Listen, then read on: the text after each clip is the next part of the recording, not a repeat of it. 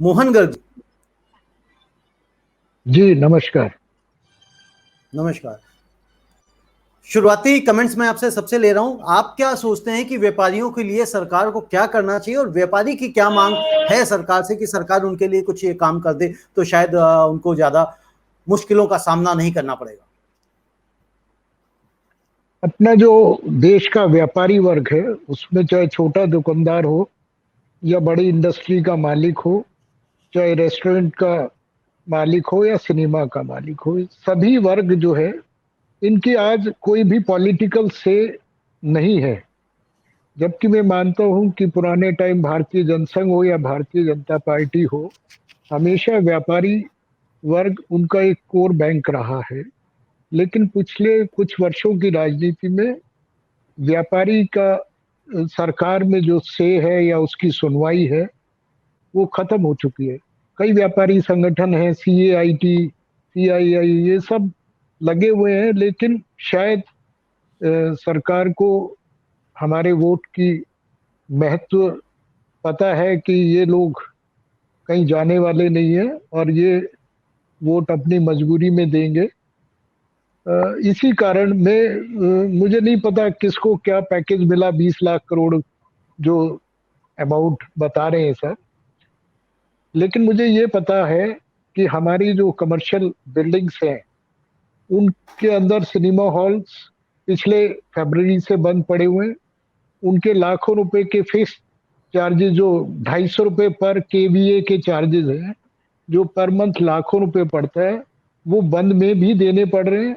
वहां झगड़ा ये पड़ा हुआ कि सिनेमा के चाहे बड़ी बड़ी चेन थी, कार्निवल है, PVR है, ये सब अपने ताले लगाकर जो बिल्डिंग का ओनर है उसको छोड़कर लगभग बैठे हैं अपने कि हमारा तो बॉम्बे ऑफिस बंद पड़ा है।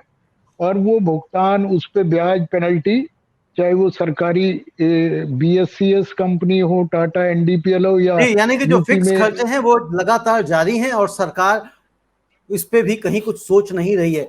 जितेंद्र गुप्ता जी, जिस तरह मैं से एक स्थितियां मिनट बन रही हैं, पिछले साल हमने देखा कि भाई सरकार, जो आप लोगों ने कहा 20 लाख करोड़ पैकेज दिए, तब भी ये बात हुई थी जो 20 लाख करोड़ का पैकेज आया वो कहां गया, किसको गया, क्या नहीं हुआ। बहुत सारी कंपनियां डिफॉल्ट हुई। अभी भी लग रहा है कि आने वाले समय में जिस तरह से सेक्टर्स बंद हैं, आप चाहे टूरिज्म इंडस्ट्री कह लीजिए, उस पर तो सबसे ज्यादा मार पड़ी हुई है। आपको लगता है कि आने वाले समय में और भी डिफॉल्टर्स सामने आएंगे? डेफिनेटली आएंगे। और इस बार अभी तक जैसे कि लॉकडाउन होते हुए कई स्टेट्स में 6 हफ्ते हो गए हैं। पिछली बार आपको ध्यान होगा कि आरबीआई ने मॉरेटोरियम की स्कीम लाए थे जब लॉकडाउन हुआ था। तो मार्च से लेकर अगस्त तक एक मॉरेटोरियम की स्कीम थी कि जिसमें अगर कोई व्यापारी या कोई इंडस्ट्री या कोई पर्सनल भी अगर ऑप्ट करता है और वो अपनी ईएमआई डिफॉल्ट करता है तो वो ईएमआई को मॉरेटोरियम अवेल कर सकता है। लेकिन इस बार गवर्नमेंट ने कोई मॉरेटोरियम एक्सटेंड नहीं किया, रैदर उन्होंने सिर्फ ये ऑप्शन दी कि आप अपने लोन को रिस्ट्रक्चर कर सकते हैं। अब जब लोगों पे कैश फ्लो नहीं होगा, इनकम्स नहीं होंगी, फिक्स चार्जेस रहेंगे, तो इस सिचुएशन में जो लोगों की डिफॉल्ट्स हैं वो बढ़ेंगी। और इसमें एक और इम्पॉर्टेंट चीज है कि पिछले 6-7 सालों में जो भी लोगों ने, बिजनेसमैन ने कोलेट्रल दिए हुए थे लोन्स के अगेंस्ट, आप सबसे बात छुपी नहीं है कि रियल एस्टेट की वैल्यू जो है वो गिर चुकी है। 100 रुपए की चीज आज 70 रुपए की हो गई है।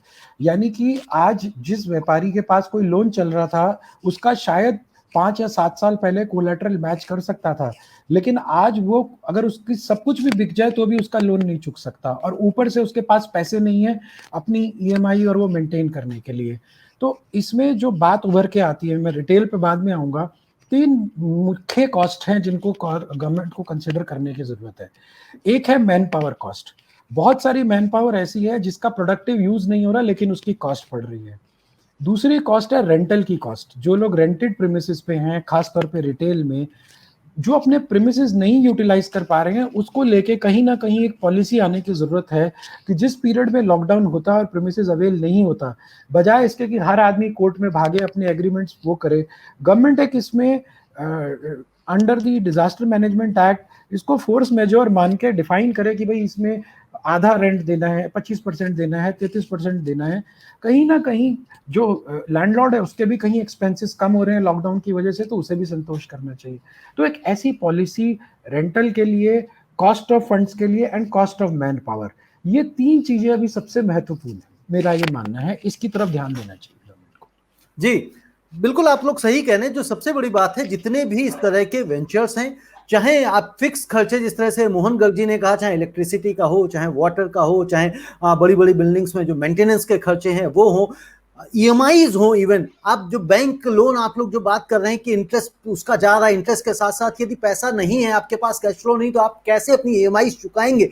रिस्ट्रक्चर करने की बात तो हो गई, बट रिस्ट्रक्चर कितने समय तक और कैसे किया जाएगा उसके ऊपर भी बात करनी चाहिए। और जो सरकार प्रॉपर्टी टैक्सेस ले रही है, जीएसटी के लिए लगातार वो दबाव बनाते रहते हैं कि आप अपनी रिटर्न फाइल करिए, XYZ जो भी चीज, तो सरकार अपनी तरफ से व्यापारियों को कोई छूट क्यों नहीं देती, कोई सॉल्यूशन पहले से ही मुहैया क्यों नहीं कराती कि भाई व्यापारियों को ये समस्या हो रही है तो वो शोर मचाएं, उनकी कहीं कोई मांग आए उससे पहले ही हमें उनके लिए एक प्लान लेके आ जाना चाहिए। प्रॉपर्टी टैक्स है, कुछ भी आप लगा ले, सरकार कहीं भी अपने हाथ पीछे नहीं खींच रही है।